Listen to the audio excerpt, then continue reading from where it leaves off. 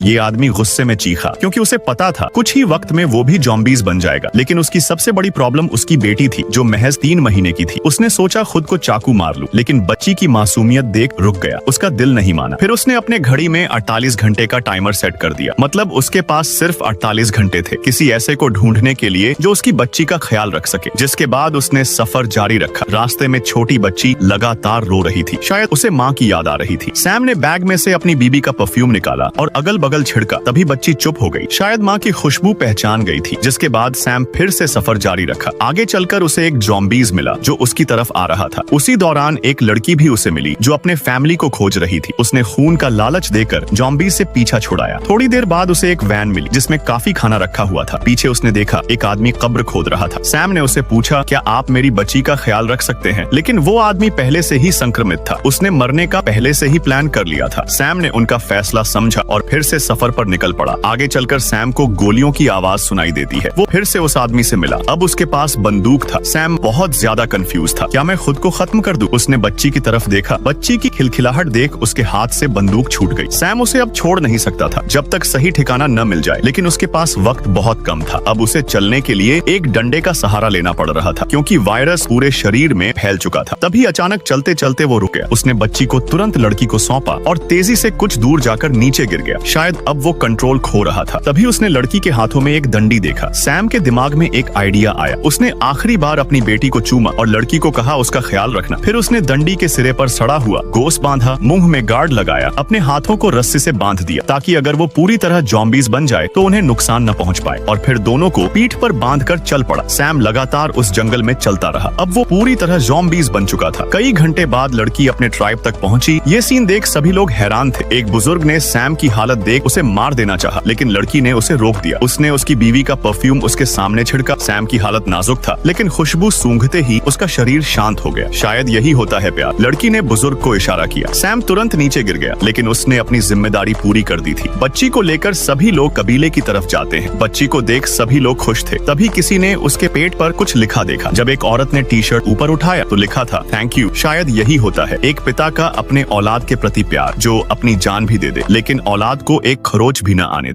ये आदमी गुस्से में चीखा क्योंकि उसे पता था कुछ ही वक्त में वो भी ज़ॉम्बीज़ बन जाएगा। लेकिन उसकी सबसे बड़ी प्रॉब्लम उसकी बेटी थी जो महज 3 महीने की थी। उसने सोचा खुद को चाकू मार लूं, लेकिन बच्ची की मासूमियत देख रुक गया। उसका दिल नहीं माना। फिर उसने अपने घड़ी में 48 घंटे का टाइमर सेट कर दिया। मतलब उसके पास सिर्फ 48 घंटे थे किसी ऐसे को ढूंढने के लिए जो उसकी बच्ची का ख्याल रख सके। जिसके बाद उसने सफर जारी रखा। रास्ते में छोटी बच्ची लगातार रो रही थी। शायद उसे माँ की याद आ रही थी। सैम ने बैग में से अपनी बीबी का परफ्यूम निकाला